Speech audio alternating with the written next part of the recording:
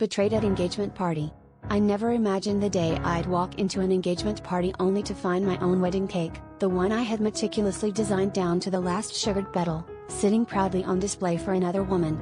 It was like a punch to the gut, my world spiraling into chaos as I stood frozen at the entrance, a smile still plastered on my face from the small talk I'd been making with our mutual friends.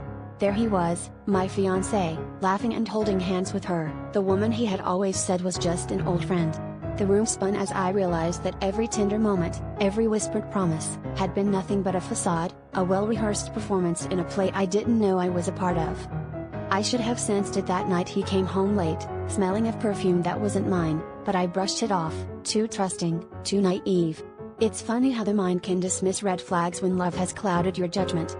The truth was a slow unraveling, a sickening confirmation that every time he said he was working late, he was actually with her, planning a future that didn't include me. My heart pounded in my chest, anger and humiliation warring for dominance as I stood there, a spectator in the life I thought I was living.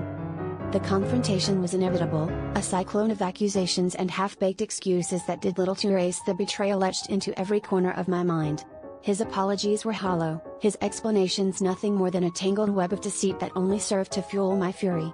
I demanded to know why he led me on, why he let me plan a life with him while he was doing the same with someone else. His answer was a cruel revelation: he had been afraid of losing me, afraid to admit that he loved us both in different ways, a coward hiding behind his own lies. In the aftermath, as I pieced together the remnants of my shattered reality, I realized that the true betrayal was not just his infidelity, but my own refusal to see the truth. I had been living in denial, clinging to a fantasy that was never meant to be.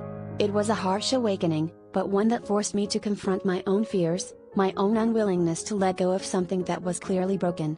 As I walked away from the party, leaving behind the cake and the memories, I found a strange sense of liberation in accepting the truth. It was time to write a new story, one where I was the protagonist, and this was just the prologue.